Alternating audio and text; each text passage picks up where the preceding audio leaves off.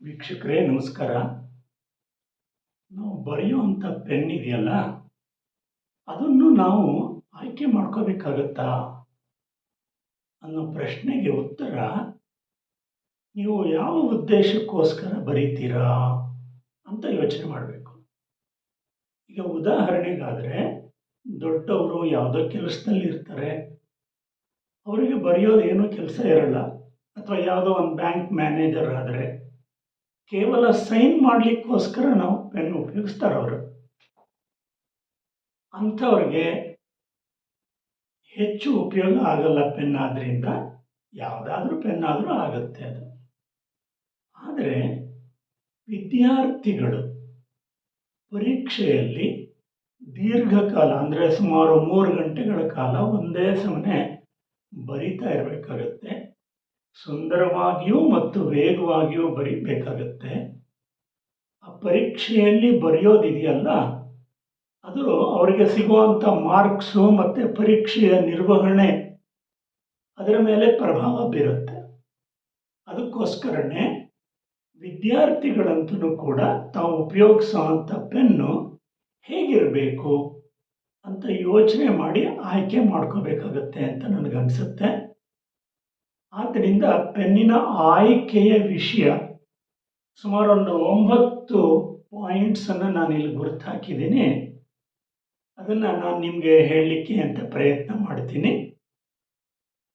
ಮೊದಲನೇದಾಗಿ ಪೆನ್ನಿನ ದಪ್ಪ ಅನ್ನೋದು ವಿಷಯ. ಅದು ಇಲ್ಲಿ ನೋಡಿ, ನಾನು ತೋರಿಸ್ತಾ ಇದ್ದೀನಿ. ಇಲ್ಲಿ ಈ ಪೆನ್ ಇದೆಯಲ್ಲ, ತುಂಬ ತೆಳ್ಳಗಿದೆ. ಅದು ಹಿಂದಿನ ಕಾಲದಲ್ಲಿ ಬಳಪ ಅಂತ ಇರ್ತಿತ್ತು, ಸ್ಲೇಟ್ ಮೇಲೆ ಬರೆಯೋದಕ್ಕೆ.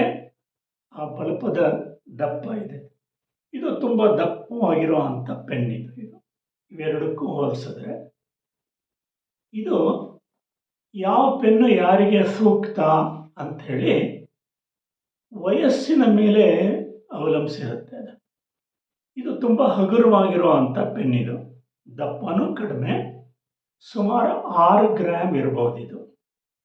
ಆದರೆ ಇದು ದಪ್ಪ ಜಾಸ್ತಿ ಅಷ್ಟೇ ಅಲ್ಲ, ತೂಕನೂ ಜಾಸ್ತಿ ಇದೆ. ಇದು ನಾನು ತೂಕ ಹಿಡ್ಕೊಂಡು ತೋರಿಸ್ಬೋದಷ್ಟೇ. ನೀವು ಈ ಥರ ಪೆನ್ನು ನೋಡಿದಿರೋ ಇಲ್ವೋ ಗೊತ್ತಿಲ್ಲ, ಸಿಗೋದು ಅಪರೂಪ ಇದು. ಈ ಪೆನ್ನು ತುಂಬ ತೂಕವಾಗಿರೋ ಅಂಥ ಪೆನ್ ಇದು. ಇದರ ತೂಕನೇ ಸುಮಾರು 30 ಗ್ರಾಮ್ ಇದೆ. ಬೇರೆ ಎಲ್ಲ ಸಾಧಾರಣ ಪೆನ್ನಿನ ತೂಕ 8 ಗ್ರಾಮ್ ಇರುತ್ತೆ. ಈ ಪೆನ್ನನ್ನು ಯಾಕೆ ಮಾಡಿದ್ದಾರೆ ಅನ್ನೋದನ್ನು ಹೇಳ್ತೀನಿ ನಾನು. ನಾವು ಬರೆಯುವಾಗ ನಾವು ಪೇಪರ್ ಮೇಲೆ ಸ್ವಲ್ಪ ಆದರೂ ಒತ್ತಡ ಹಾಕಬೇಕಾಗತ್ತೆ. ಅದು ಎಷ್ಟು ಅನ್ನೋದು ಬೇರೆ ಇರಲಿ, ಸ್ವಲ್ಪ ಆದರೂ ಹಾಕಬೇಕಾಗತ್ತೆ. ಈ ಪೆನ್ನನ್ನು ತಯಾರು ಮಾಡಿರುವಂಥ ಕಂಪ್ನಿಯವ್ರದ್ದು ವಿಚಾರ ಏನು ಅಂದರೆ, ನೀವು ಒತ್ತೋದೇ ಬೇಡ. ಆ ಪೇಪರ್ ಮೇಲೆ ಅಗತ್ಯವಾಗಿರುವಂಥ ಒತ್ತಡವನ್ನು ಈ ಪೆನ್ನೇ ಹಾಕುತ್ತೆ. ನೀವು ಮುಂದಕ್ಕೆ ಈ ಪೆನ್ನನ್ನು ಎಳ್ಕೊಂಡು ಹೋಗಿ ಸಾಕು. ಆದರೆ ಈ ಪೆನ್ನಲ್ಲಿ ಹಾಗಾಗಲ್ಲ. ಅದು ಸ್ವಲ್ಪ ಒತ್ತಬೇಕಾಗುತ್ತೆ. ಚಿಕ್ಕ ಮಕ್ಕಳಾದರೆ ಈ ಪೆನ್ ಅವ್ರಿಗೆ ಹಿಡ್ಕೊಳ್ಳಿಕ್ಕೆ ಅವ್ರ ಕೈ ಚಿಕ್ಕದಿರುತ್ತೆ, ದೊಡ್ಡವ್ರ ಕೈ ಅಷ್ಟು ದೊಡ್ಡದಿರಲ್ಲ. ಸೊ ಕೈಯಿನ ಅಳತೆ ಮೇಲೆ ಕೂಡ ಪೆನ್ನಿನ ದಪ್ಪ ಎಷ್ಟು ಅನ್ನೋದನ್ನು ನಾವು ನಿರ್ಧರಿಸಬೇಕಾಗತ್ತೆ. ಇದು ಮಕ್ಕಳಿಗೆ ಹಿಡ್ಕೊಳ್ಳಿಕ್ಕೆ ತುಂಬ ಅನುಕೂಲ ಅನ್ನಿಸ್ಬೋದು. ಇದು ಅವರಿಗೆ ದಪ್ಪ ಆಗ್ಬೋದು. ದೊಡ್ಡವರಿಗೆ ಇದು ಸರಿ ಹೋಗುತ್ತಾ ಏನೋ ಅಂತ ಅನಿಸುತ್ತೆ. ಇವೆರಡಕ್ಕೂ ಮಧ್ಯವರ್ತಿಯಲ್ಲಿರುವಂಥ ಪೆನ್ ಅಂತ ಹೇಳಿದ್ರೆ, ಇದು ಸುಮಾರು 8 ಗ್ರಾಮ್ ತೂಕ ಇರುತ್ತೆ ಪೆನ್ನು. ಎಲ್ಲರೂ ಸಾಮಾನ್ಯವಾಗಿ ಉಪಯೋಗಿಸುವಂಥ ಪೆನ್ ಇದು. ಮೊದಲನೇದಾಗಿ ದಪ್ಪ ಎಷ್ಟಿರಬೇಕು, ತೂಕ ಎಷ್ಟಿರಬೇಕು ಅನ್ನೋದನ್ನು ಕೂಡ ನೀವು ನಿರ್ಧರಿಸಬೇಕು. ನೀವು ಕೇಳಿರ್ಬೋದು, ಸಚಿನ್ ತೆಂಡೂಲ್ಕರ್ ಉಪಯೋಗಿಸುವಂಥ ಬ್ಯಾಟ್ ಬೇರೆಯವರೆಲ್ಲ ಉಪಯೋಗಿಸುವಂಥ ಬ್ಯಾಟ್ಗಿಂತ ಸ್ವಲ್ಪ ಭಾರವಾಗಿರ್ತಿತ್ತಂತೆ. ಯಾಕೆ ಅಂತ ಹೇಳಿದ್ರೆ, ಆ ಬ್ಯಾಟ್ನಿಂದ ಸ್ವಲ್ಪ ಪಾಲಿಗೆ ತಾಗಿಸಿದ್ರೆ ಸಾಕು, ಅದು ದೂರ ಹೋಗ್ಬಿಡ್ತಾ ಇತ್ತು. ಎತ್ತಿ ಅದನ್ನು ಕೈ ಬೀಸಿ ಹೊಡಿಬೇಕಾಗಿ ಬರ್ತಾ ಇರಲಿಲ್ಲ. ಕೆಲವರು ಹಗುರವಾಗಿರುವಂಥ ಬ್ಯಾಟನ್ನು ಉಪಯೋಗಿಸ್ತಾರೆ, ಯಾಕೆ ಅಂದರೆ ಅದನ್ನು ಬೀಸಲಿಕ್ಕೆ ಸುಲಭವಾಗಿರುತ್ತೆ ಅಂತ. ಸೊ ಇದು ಅವರವರ ಆಯ್ಕೆಗೆ ಬಿಟ್ಟಿರುವಂಥದ್ದು. ಯಾರಿಗೆ ಬೀಸ್ಲಿಕ್ಕೆ ಸುಲಭ, ಅವರು ಹಗುರವಾಗಿರೋ ಬ್ಯಾಟು. ಯಾರಿಗೆ ಬೀಸ್ಲಿಕ್ಕಾಗಲ್ಲ, ಸುಮ್ಮನೆ ಮುಟ್ಸಿದ್ರೆ ಸಾಕು, ಬಾಲ್ ದೂರ ಹೋಗ್ಬಿಡ್ಬೇಕು, ಅವ್ರು ಹೆವಿ. ಹಾಗೆಯೇ ಪೆನ್ನೂ ಕೂಡ ನಾವು ಆಯ್ಕೆ ಮಾಡುವಾಗ ಅದರದ್ದು ತೂಕನ ನಾವೇ ನಿರ್ಧರಿಸಬೇಕು. ಆಮೇಲೆ ಆಕಾರ ಕೂಡ ನಾನು ವಿಷಯ ಹೇಳ್ತೀನಿ. ನಾವು ಪೆನ್ನನ್ನು ಟ್ರೈಪಾಡ್ ಗ್ರಿಪ್ ಅಂತ ಹೇಳ್ತಾರೆ, ಅದರಲ್ಲಿ ಹಿಡ್ಕೊಳ್ಳೋದ್ರಿಂದ ಕೆಲವು ಈಗ ಬರುವಂಥ ಪೆನ್ಗಳು ಇದು ತ್ರಿಕೋನ ಆಕಾರದಲ್ಲಿದೆ. ಅದು ಹೀಗೆ ನಾವು ಹಿಡ್ಕೊಳ್ಳಿಕ್ಕೆ ಇದು ಅನುಕೂಲ ಅಂತ ಹೇಳಿ ನೀವು ಇದನ್ನು ಅಷ್ಟೇ ನಿರ್ಧರಿಸ್ಬೋದು. ಬಹಳಷ್ಟು ಪೆನ್ನು ಇಲ್ಲಿ ವೃತ್ತಾಕಾರವಾಗಿರುತ್ತೆ, ಆದರೆ ಈ ಪೆನ್ ಮಾತ್ರ ಅದು ಹಿಡ್ಕೊಳ್ಳೋ ಅಂಥ ಭಾಗದಲ್ಲಿ ತ್ರಿಕೋನಾಕಾರವಾಗಿದೆ. ಈ ರೀತಿ ತ್ರಿಕೋನಾಕಾರವಾಗಿರುವಂಥ ಪೆನ್ಸಿಲ್ ಕೂಡ ಬರುತ್ತೆ, ನಿಮಗೆ ಗೊತ್ತಿರಲಿ. ಈಗ ಒಂದು ವಿಷಯ ನಾನು ಈ ಪೆನ್ನಿನ ಬಗ್ಗೆ ಹೇಳಿದೆ, ದಪ್ಪ, ತೂಕ ಮತ್ತು ಆಕಾರ. ನಾವು ಪೆನ್ನು ಕೊಂಡ್ಕೊಳ್ಬೇಕಾದ್ರೆ ಇದನ್ನು ಗಮನಿಸಬೇಕು ಮೊದಲನೇದಾಗಿ. ಎರಡನೇದು, ಈ ಪೆನ್ನಿನ ಗುಣ ಇದೆಯಲ್ಲ, ಇದರೊಳಗಡೆ ಇರುವಂಥ ಇಂಕನ್ನು ಅವಲಂಬಿಸಿರುತ್ತೆ. ಅದು ಈ ಇಂಕಿನ ಗುಣ ಹೇಗಿರಬೇಕು ಅನ್ನೋದನ್ನು ಸ್ವಲ್ಪ ಯೋಚನೆ ಮಾಡೋಣ. ಇಂಕ್ ಇದೆಯಲ್ಲ, ಅದು ಬ್ರೈಟ್ ಕಲರ್ ಆಗಿರಬೇಕು. ಅದು ಆ ಇಂಕ್ ಹೇಗಿರಬೇಕು ಅಂದರೆ ಸುಲಭವಾಗಿ ಹರಿಯೋ ಥರನೂ ಇರಬೇಕು. ಕೆಲವು ಇಂಕ್ ಇರುತ್ತೆ, ಅದನ್ನು ನಾವು ಬರೆದ್ರೆ, ಪೇಪರ್ ಮೇಲೆ ಬರೆದ್ರೆ ಅದು ಬೇಗ ಡ್ರೈ ಆಗಿಬಿಡುತ್ತೆ. ಅದು ನಾವು ಬೇರೆ ಪುಟ ತಿರುಗಿಸ್ಕೊಂಡು ಹೋಗ್ತಾ ಇದ್ದು ಬೇರೆ ಪುಟಗಳುಗಟ್ಟಲೆ ಬರೀತಿರ್ಬೇಕಾದ್ರೆ ಇಂಕು ಡ್ರೈ ಆಗೋದೇ ಲೇಟ್ ಆದರೆ ಅವಾಗ ಬೇಗ ಬರೆಯುವಾಗ ಹಾಳೆ ತಿರುಗಿದ ತಕ್ಷಣ ಅದು ಮುಂದಿನ ಹಾಳೆಗೆ ತಾಕಿ ಅಲ್ಲೂ ಗುರುತು ಮುಡಿ ಎಲ್ಲ ಆಗುತ್ತೆ. ಅದು ಸೊ ಡ್ರೈ ಆಗಬೇಕು ಬೇಗ, ಸಾಧ್ಯವಾದಷ್ಟು ಬೇಗ. ಅದರ ಜೊತೆಗೆ ಡ್ರೈ ಆದಮೇಲೆ ಕೆಲವು ಇಂಕ್ ಏನಾಗ್ಬಿಡುತ್ತೆ ಅಂತ ಹೇಳಿದ್ರೆ ಅದು ಡಲ್ ಕಲರ್ ಆಗೋಗ್ಬಿಡುತ್ತೆ. ಡ್ರೈ ಆದ್ರೂ ಬ್ರೈಟ್ನೆಸ್ ಅದು ಕಡಿಮೆ ಆಗಬಾರ್ದು. ಆ ಥರ ಇಂಕ್ ಇದೆಯಲ್ಲ, ಅದು ತುಂಬ ಸೂಕ್ತ ಅಂಥೇಳಿ. ಇದು ಇಂಕಿನ ವಿಷಯ. ನೀವು ನೀಲಿ ಬಣ್ಣದ ಇಂಕನ್ನು ಉಪಯೋಗಿಸ್ಬೋದು, ಅಥವಾ ಕಪ್ಪು ಬಣ್ಣದ್ದು, ಅಥವಾ ಬೇರೆ ಸಾಮಾನ್ಯವಾಗಿ ಪರೀಕ್ಷೆಯಲ್ಲಿ ಕಪ್ಪು ಅಥವಾ ನೀಲಿ, ಅದರಲ್ಲೂ ನೀಲಿನೇ ಹೆಚ್ಚು. ನೀಲಿಯಲ್ಲೂ ಕೂಡ ಬ್ಲೂನಲ್ಲೂ ಬೇರೆ ಬೇರೆ ಶೇಡ್ಸ್ ಇರುತ್ತೆ, ನಿಮಗೆ ಗೊತ್ತಿರ್ಬೋದು. ಬೇರೆ ಬೇರೆ ಕಂಪನಿಯವರು ತಯಾರಿಸುವಂಥ ಪೆನ್ನಿನ ಇಂಕ್ ಇದೆಯಲ್ಲ, ಅದರದ್ದು ಕಲರ್ ಕೂಡ ಸ್ವಲ್ಪ ವ್ಯತ್ಯಾಸ ಇರುತ್ತೆ. ಇಂಕಿನ ಗುಣ ಅದು. ಈಗ ಇಂಕಿನ ವಿಷಯ ನಾನು ಒಂದು ವಿಷಯ ಇಲ್ಲಿ ಹೇಳಲಿಕ್ಕೆ ಅಂತ ಇಷ್ಟಪಡ್ತೀನಿ. ಸಾಮಾನ್ಯವಾಗಿ ಬಾಲ್ ಪೆನ್ಗಳಲ್ಲಿ ಉಪಯೋಗಿಸುವಂಥ, ಇದು ball pointed pen, ball pen ಇದು. ಇದರಲ್ಲಿ ಉಪಯೋಗಿಸುವಂಥ ಇಂಕ್ ಇರುತ್ತಲ್ಲ, ಇದು ಆಯಿಲ್ ಬೇಸ್ಡ್ ಇಂಕ್ ಇರುತ್ತೆ. ಇದು ಎಣ್ಣೆಯಿಂದ ತಯಾರಿಸಿರುವಂಥದ್ದು. ಆದ್ದರಿಂದ ಇದು ಸಾಮಾನ್ಯವಾಗಿ ವಾಟರ್ ಪ್ರೂಫ್ ಅಂತ ಹೇಳ್ತಾರೆ. ನೀರಿನಲ್ಲಿ ಅಷ್ಟು ಬೇಗ ಕರಗಲ್ಲ ಅದು, ಒಂದನೇದು. ಆದರೆ ಇದು ಏನಂದರೆ, ಯಾವ ಪೇಪರ್ ಮೇಲೆ ಬೇಕಾದರೆ ನೀವು ನ್ಯೂಸ್ ಪೇಪರ್ ಪ್ರಿಂಟ್ ಮಾಡ್ತಾರಲ್ಲ, ಆ ಪೇಪರ್ ಮೇಲೆ ಬರೆದ್ರೂ ಕೂಡ ಇದು ಬರೆಯುತ್ತೆ, ಏನು ಹರಡ್ಕೊಳ್ಳಲ್ಲ, ಅಗಲಕ್ಕೆ ಹರಡ್ಕೊಳ್ಳಲ್ಲ. ಈಗ ನೀವು ನೋಡಿರ್ಬೋದು, ಕೆಲವು ಪೇಪರಲ್ಲಿ, ಅದು ಜೆಲ್ ಪೆನ್ನಲ್ಲೂ ಕೂಡ ಆ ಗುಣ ಜಾಸ್ತಿ ಇದೆ. ಅದು ಆ ಜೆಲ್ ಪೆನ್ ಇದೆಯಲ್ಲ, ಅದರಲ್ಲಿರುವಂಥ ಇಂಕ್ ಇದೆಯಲ್ಲ, ಅದು ವಾಟರ್ ಬೇಸ್ಡ್ ಜೆಲ್ನಿಂದ ಮಾಡಿರ್ತಾರೆ, ನೀರಿನ ಬೇಸ್ಡ್ ಜೆಲ್. ಅದಕ್ಕೋಸ್ಕರನೇ ಅದು ಸುಲಭವಾಗಿ ಹರಿಯುತ್ತೆ, ಆದರೆ ಅದು ಬೇಗ ವಾಟರ್ ಬೇಸ್ಡ್ ಆಗಿರೋದ್ರಿಂದ ಅಷ್ಟು ವಾಟರ್ ಪ್ರೂಫ್ ಆಗಿರೋದಿಲ್ಲ ಅದು. ಇದು ಇಂಕಿನ ಗುಣದ ವಿಷಯ. ಸಾಮಾನ್ಯವಾಗಿ ಹೆಚ್ಚು ಅದು ನೀವು ನಿರ್ಧಾರ ಮಾಡಬೇಕು. ಈಗ ಜೆಲ್ ಪೆನ್ನಲ್ಲೂ ಕೂಡ ಉಪಯೋಗಿಸಿರುವಂಥ ಇಂಕು ವಾಟರ್ ಪ್ರೂಫ್ ಮಾಡಿದ್ದಾರೆ ಅಂತ ನಾನು ಕೇಳಿದ್ದೀನಿ, ನನಗೆ ಗೊತ್ತಿಲ್ಲ. ಆದರೆ ಒಂದು ವಿಷಯ ಇದೆ, ನೀವು ಆ ಇಂಕ್ ಇದೆಯಲ್ಲ, ಅದು ವಾಟರ್ ಪ್ರೂಫ್ ಹೌದೋ ಅಲ್ವೋ ಅನ್ನೋದನ್ನು ತಿಳ್ಕೋಬೇಕಾದ್ರೆ ಒಂದು ಸಣ್ಣ ಪ್ರಯೋಗ ಮಾಡಬೇಕು. ಒಂದು ಪೇಪರ್ ತಗೊಳ್ಳೋದು, ಅದನ್ನು ನೀರಿನಲ್ಲಿ ಅದ್ದಿ ತೆಗೆದುಬಿಡಿ ಒಂದು ಸ್ವಲ್ಪ, ಅದಕ್ಕೆ ನೀರು ತಾಗಿರುತ್ತೆ.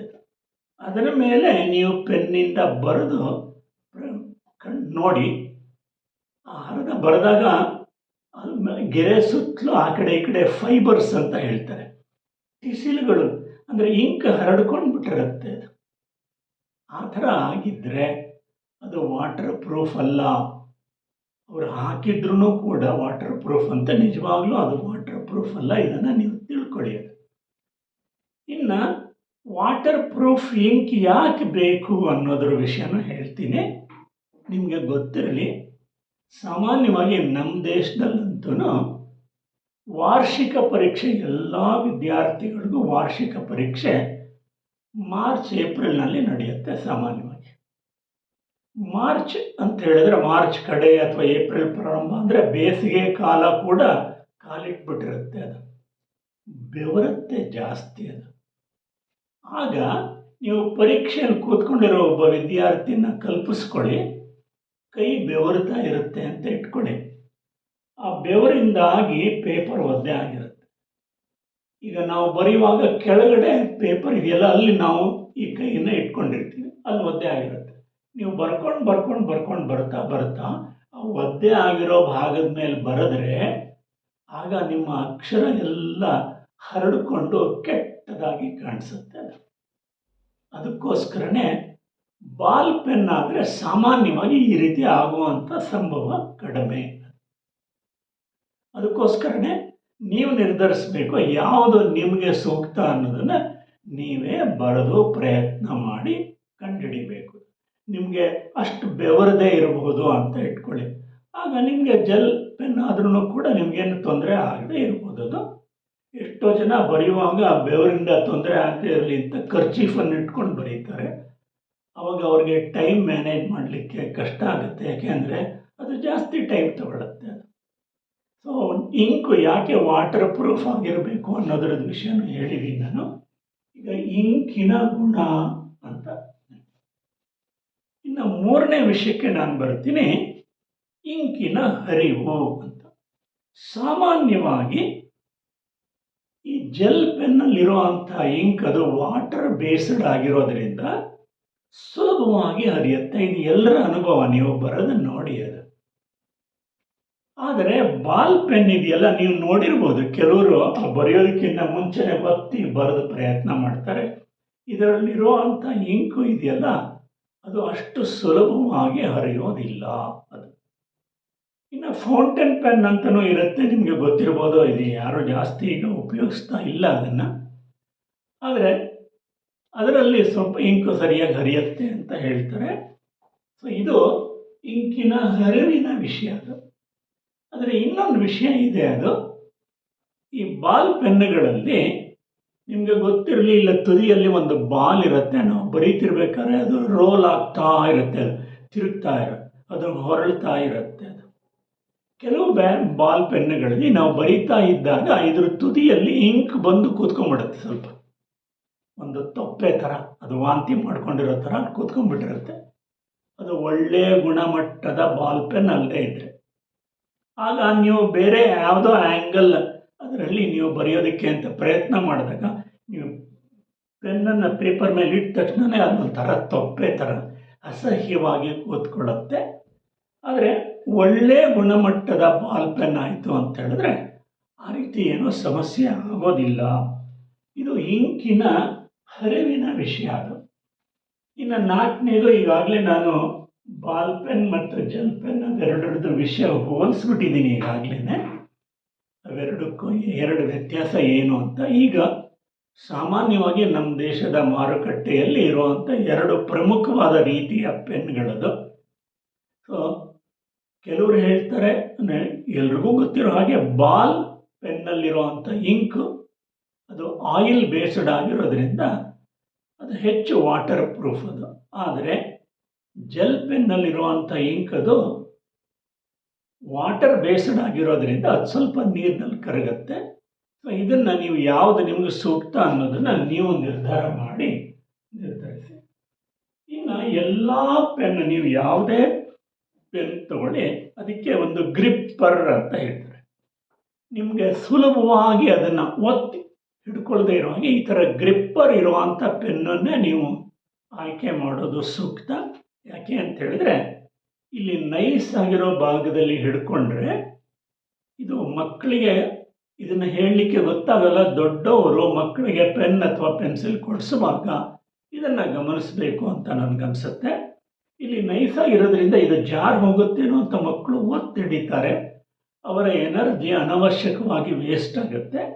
ಈ ಥರ ಒಂದು ಗ್ರಿಪ್ಪರ್ ಇತ್ತು ಅಂತ ಹೇಳಿದ್ರೆ ಅದು ಜಾರಿ ಹೋಗ್ಬೋದು ಅನ್ನೋ ಭಯ ಇಲ್ಲದೆ ಆರಾಮಾಗಿ ಹಿಡ್ಕೊಂಡು ಬರೀಲಿಕ್ಕೆ ಅನುಕೂಲ ಆಗುತ್ತೆ.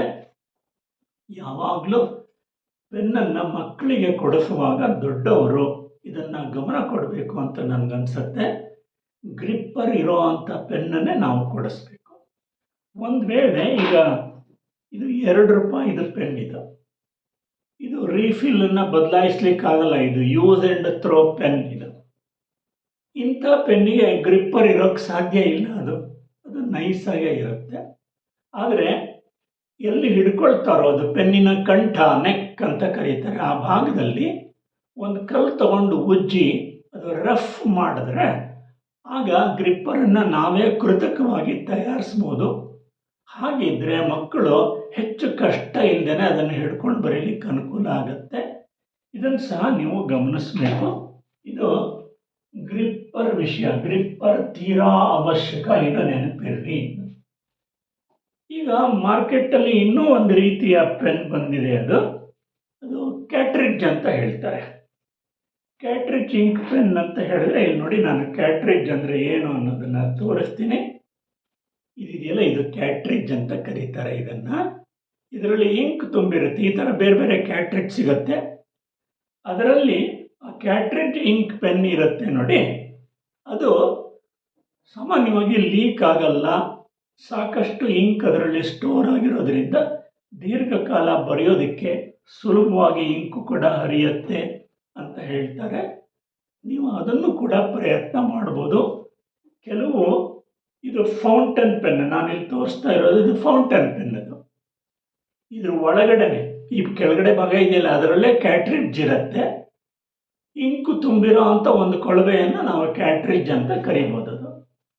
ಈ ನಿಬ್ಬನ್ನು ಇಂಕಲ್ಲಿ ನೀವು ಇಳಿಬಿಟ್ಟು ಅದನ್ನು ಸ್ವಲ್ಪ ಪ್ರೆಸ್ ಮಾಡೋದು, ರಿಲೀಸ್ ಮಾಡಿದ್ರು. ಆ ಕ್ಯಾಟ್ರಿಡ್ಜ್ ಪ್ಲಾಸ್ಟಿಕ್ಕಿಂದ, ಸಾಫ್ಟ್ ಪ್ಲಾಸ್ಟಿಕ್ಕಿಂದ ಮಾಡಿರ್ತಾರೆ. ಅದು ಇಂಕ್ ಫಿಲ್ಲರ್. ಹಾಗೆ ತಾನೇ ಇಂಕನ್ನು ತುಂಬಿಸ್ಕೊಳ್ಳುತ್ತೆ. ನೀವು ಬೇರೆ ಇಂಕ್ ಫಿಲ್ಲರಿಂದ ತುಂಬಿ ಹಾಕಬೇಕಾಗಿರಲ್ಲ.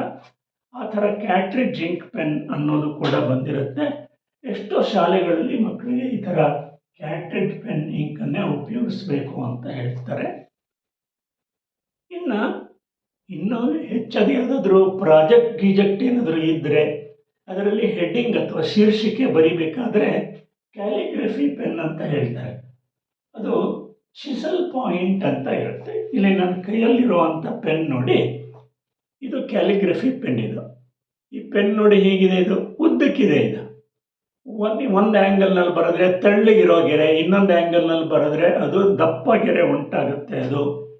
ಹೀಗೆ ಕ್ಯಾಲಿಗ್ರಫಿ ಪೆನ್ ಅಂತ ಇದೆ. ಇದು ಪರೀಕ್ಷೆಗೆ ಉಪಯೋಗ ಆಗುವಂಥದ್ದಲ್ಲ. ಅದು ಮುಖ್ಯವಾಗಿ ವಿದ್ಯಾರ್ಥಿಗಳು ಪ್ರಾಜೆಕ್ಟ್ ಏನಾದರೂ ಬರೆಯೋದಿತ್ತು ಅಂದರೆ ಅದರದ್ದು ಹೆಡ್ಡಿಂಗ್ ಅಥವಾ ಶೀರ್ಷಿಕೆ ಅದು ಬರೆಯೋದಕ್ಕೆ ಉಪಯೋಗ ಆಗುತ್ತೆ. ಅದಕ್ಕೋಸ್ಕರ ನಾನು ಅದರ ವಿಷಯ ಹೇಳಿದ್ದೀನಿ. ಈಗ ಹೆಚ್ಚು ಜನ ಸಾಮಾನ್ಯವಾಗಿ ಚಿಕ್ಕ ಪುಟ್ಟ ಕ್ಲಾಸ್ನಲ್ಲಿರೋ ವಿದ್ಯಾರ್ಥಿಗಳು, ಅದರಲ್ಲೂ ಸ್ವಲ್ಪ ಆರ್ಥಿಕವಾಗಿ ಬಡ ಕುಟುಂಬದಲ್ಲಿರುವಂಥವ್ರಂತೂ ಇವರಿಗೆ ಇದೊಂದು ವರದಾನ. Use and throw pen. ಇದು ₹2 ಬರೆಯೋದು, ಅದು ಬರೆಯೋದು ನಿಂತ ಮೇಲೆ ಬಿಸಾಕೋದು, ಆ ಥರ ಇರುತ್ತೆ. ಇದು ಹಿಡ್ಕೊಳ್ಳಿಕ್ಕೂ ಅನುಕೂಲ ಅಂತ ಅನಿಸುತ್ತೆ ಅನೇಕರಿಗೆ. ತುಂಬ ಜನ ಇದನ್ನು ಉಪಯೋಗಿಸುವಂಥದ್ದನ್ನು ನಾನು ನೋಡಿದ್ದೀನಿ. ಇನ್ನು ಕಡೆಯದಾಗಿ ನಾನು ಹೇಳಬೇಕಾಗಿರುವಂಥ ವಿಷಯ ಅಂತ ಹೇಳಿದ್ರೆ, ನಾವು ಬರೆಯೋದು ಹೇಗಿರುತ್ತೆ ಅನ್ನೋದು ನಾವು ಯಾವುದ್ರ ಮೇಲೆ ಬರಿತೀವಲ್ಲ ಪೇಪರ್, ಅದರ ಗುಣಮಟ್ಟವನ್ನು ಅವಲಂಬಿಸಿರುತ್ತೆ. ಇದು ನಿಮ್ಮೆಲ್ಲರ ಅನುಭವಕ್ಕೆ ಬಂದಿರಬಹುದು. ಪೇಪರಿನ ಗುಣಮಟ್ಟ ಚೆನ್ನಾಗಿಲ್ಲದೆ ಇದ್ದರೆ, ಅದರಲ್ಲೂ ವಿಶೇಷವಾಗಿ ಜೆಲ್ ಪೆನ್ನಲ್ಲಿ ನೀವು ಒಂದು ಪೇಜಲ್ಲಿ ಬರೆದ್ರೆ ಅದರ ಹಿಂಭಾಗದಲ್ಲೆಲ್ಲ ಹರಡ್ಕೊಂಡ್ಬಿಟ್ಟಿರುತ್ತೆ, ಕಾಣಿಸುತ್ತೆ. ಆ ಪೇಪರಿನ ಗುಣಮಟ್ಟ ಚೆನ್ನಾಗಿರಲ್ಲ ಅದು. ಆದರೆ ಇದು ಮುಖ್ಯವಾಗಿ ಜೆಲ್ ಪೆನ್ ಉಪಯೋಗಿಸುವಂಥವ್ರಿಗೆ ಆಗಿರೋ ಅಂಥ ಅನುಭವ. ಅದು ನಾವು ಮಾರ್ಕೆಟಿಂದ ಕೊಂಡ್ಕೊಂಡು ನಾವೇ ಉಪಯೋಗಿಸೋ ನಮ್ಗೆ ಬೇಕಾದ ಆಯ್ಕೆಯ ಪೇಪರ್ ಮೇಲೆ ನಾವು ಬರೆಯುವಾಗ ಜೆಲ್ ಪೆನ್ನಲ್ಲಿ ಬೇಕಾದರೂ ಬರಿಬೋದು, ಬಾಲ್ ಪೆನ್ನಲ್ಲಿ ಬೇಕಾದರೂ ಬರಿಬೋದು. ಆಯ್ಕೆ ನಮ್ಮದದು. ಆದರೆ ಪರೀಕ್ಷೆಯಲ್ಲಿ, ಅದು ಬೋರ್ಡ್ ಪರೀಕ್ಷೆಯಲ್ಲಿ, ಸ್ಪರ್ಧಾತ್ಮಕ ಪರೀಕ್ಷೆಗಳಲ್ಲಿ ಆನ್ಸರ್ ಬುಕ್ಲೆಟ್ ಅಂತ ಹೇಳ್ತಾರೆ. ಒಂದು ಸಣ್ಣ ಬುಕ್ ತೆಳುವಾಗಿರೋ ಬುಕ್ ಇದ್ದಂಗೆ ಇರುತ್ತೆ, ಆ ಥರದ್ದು ಆನ್ಸರ್ ಬುಕ್ಲೆಟ್ ಕೊಡ್ತಾರೆ. ಆ ಪೇಪರಿನ ಗುಣಮಟ್ಟ ಹೇಗಿರುತ್ತೆ ಅನ್ನೋದನ್ನು ನಾವು ನಿರ್ಧರಿಸೋಕ್ಕಾಗಲ್ಲ. ಅದು ಏಕೆಂದರೆ ಅದನ್ನು ಯಾರು ಕೊಡ್ತಾರೋ ಸಾಮಾನ್ಯವಾಗಿ ಒಳ್ಳೆಯ ಗುಣಮಟ್ಟದ ಕಳಪೆ ಪೇಪರನ್ನು ಕೊಡೋದಿಲ್ಲ ಯಾರನ್ನೂ ಕೂಡ ಪರೀಕ್ಷೆ ನಡೆಸೋ ಅಂಥವ್ರು. ಏಕೆಂದರೆ ಪರೀಕ್ಷೆ ನಡೆಸೋದಕ್ಕೆ ಅಂತ ಎಲ್ಲ ಅಭ್ಯರ್ಥಿಗಳಿಂದ ಹಣವನ್ನು ಕೂಡ ಪಡೆದಿರ್ತಾರೆ. ಸಾಮಾನ್ಯವಾಗಿ ಒಳ್ಳೆಯ ಗುಣಮಟ್ಟದ ಪೇಪರನ್ನೇ ಕೊಡ್ತಾರೆ. ಆದರೆ ಬಾಲ್ ಪೆನ್ ಉಪಯೋಗಿಸಿದ್ರೆ ನೀವು, ಅದು ಯಾವುದೇ ಬಗೆಯ ಪೇಪರ್ ಆದ್ರೂ ಕೂಡ ಸಮಸ್ಯೆ ಅಂದರೆ ಅದು ಇಂಕು ಹರಡಿಕೊಳ್ಳದೇನೆ ಸುಲಭವಾಗಿ ಬರಿತಾ ಹೋಗುತ್ತೆ. ಆದ್ದರಿಂದ ತುಂಬ ಜನ IAS ಅಥವಾ KAS ಪರೀಕ್ಷೆ ತೊಗೊಂಡಿರುವಂಥ ವಿದ್ಯಾರ್ಥಿಗಳು ಅವ್ರು ಹೇಳ್ತಾರೆ ವೇಗವಾಗಿ ಬರೆಯೋದಕ್ಕೆ ಪರೀಕ್ಷೆಯಲ್ಲಿ ಬಾಲ್ ಪೆನ್ ಸೂಕ್ತ ಅಂತ. ಆದರೆ ಇದು ಇನ್ನು ಕೆಲವರು small people, number of people, ಅವರ ಜೆಲ್ ಪೆನ್ನೇ ನಮ್ಗೆ ಸೂಕ್ತ ಅಂತ ಹೇಳೋರು ಇದ್ದಾರೆ, ಇಲ್ಲ ಅಂತ ಹೇಳಲ್ಲ ಅದು. ಆದರೆ ಬಾಲ್ ಪೆನ್ ಸೂಕ್ತ ಅಂತ ಹೇಳೋರ ಸಂಖ್ಯೆ ಜಾಸ್ತಿ ಇದೆ. ಹೀಗೆ ವಿವಿಧ ಬಗೆಯ ಪೆನ್ಗಳ ವಿಷಯ ನಾನು ಈಗ ಹೇಳಿದ್ದೀನಿ. ಈ ಪೆನ್ನುಗಳ ಆಯ್ಕೆನೂ ಕೂಡ ಮುಖ್ಯ. ನಾನು ಹೇಳಿರುವಂಥ ಎಲ್ಲ ಅಂಶವನ್ನು ಗಮನದಲ್ಲಿ ಇಟ್ಕೊಂಡು ನೀವು ಸೂಕ್ತವಾದ ಪೆನ್ನನ್ನು ಆಯ್ಕೆ ಮಾಡಿ ದಿನನಿತ್ಯ ಬರೆಯುವಾಗಲೂ ಕೂಡ ಅದರಲ್ಲೇ ಬರೆದು ಅಭ್ಯಾಸ ಮಾಡಿಕೊಂಡಿದ್ದರೆ ಮುಂದೆ ಪರೀಕ್ಷೆಯಲ್ಲಿ ಬರೆಯುವಾಗಲೂ ಕೂಡ ಅದು ಸಮಸ್ಯೆ ಆಗಲ್ಲ. ಸೊ ಪೆನ್ನಿನ ವಿಷಯದಲ್ಲಿ ನಿಮಗೇನಾದರೂ ಸಮಸ್ಯೆ ಇದ್ದರೆ ಅದು ಪರಿಹಾರ ಆಗಲಿ. ನೀವು ವಿದ್ಯಾರ್ಥಿಗಳಾಗಿದ್ದರೆ ನಿಮ್ಮ ಪರೀಕ್ಷೆ ತುಂಬ ಚೆನ್ನಾಗಾಗಲಿ, ಕಡಿಮೆ ಸಮಯದಲ್ಲಿ ಹೆಚ್ಚು ವಿಷಯಗಳನ್ನು ನಿಮಗೆ ಬರೀಲಿಕ್ಕೆ ಆಗಲಿ, ವೇಗವಾಗಿಯೂ ಸುಂದರವಾಗಿಯೂ ಬರೀಲಿಕ್ಕಾಗಲಿ ಅಂತ ಆಶಿಸ್ತೀನಿ ನಾನು. ಈ ಪೆನ್ನಿನ ಬಗ್ಗೆ ನಾನು ಹೇಳಿರುವಂಥ ವಿಷಯ ನಿಮಗೆ ಏನು ಅನ್ನಿಸ್ತು, ಅಥವಾ ನಿಮ್ಗೆ ಏನಾದರೂ ಕೇಳೋದಿದೆಯಾ? ಆ ಥರದ್ದೇನಾದರೂ ಇದ್ದರೆ ಕಾಮೆಂಟ್ ಬಾಕ್ಸಲ್ಲಿ ದಯವಿಟ್ಟು ನೀವು ಹಾಕಿ, ನಾನು ಅದಕ್ಕೆ ಉತ್ತರ ಹೇಳಲಿಕ್ಕೆ ಅಂತ ಪ್ರಯತ್ನ ಮಾಡ್ತೀನಿ. ಈ ವಿಡಿಯೋ ಕೂಡ ನಿಮಗೆ ಉಪಯೋಗ ಅನಿಸಿರ್ಬೋದು ಅಂತ ಅಂದ್ಕೊಳ್ತೀನಿ. ಇದು ಉಪಯುಕ್ತ ಅಂತ ಅನಿಸಿದರೆ ನೀವು ಇದನ್ನು ಸಾಕಷ್ಟು ಜನರಿಗೆ ಶೇರ್ ಮಾಡ್ತೀರಾ. ಅವರ ಅಜ್ಞಾನವನ್ನು ಹೋಗಲಾಡಿಸ್ಲಿಕ್ಕೆ ನಿಮ್ಮದೊಂದು ಅಳಿಲು ಸೇವೆ ಆಗಲಿ ಅಂಥೇಳಿ ಬಯಸ್ತಾ ನಾನು ಸುಮ್ಮನಾಗ್ತೀನಿ. ನಮಸ್ಕಾರ.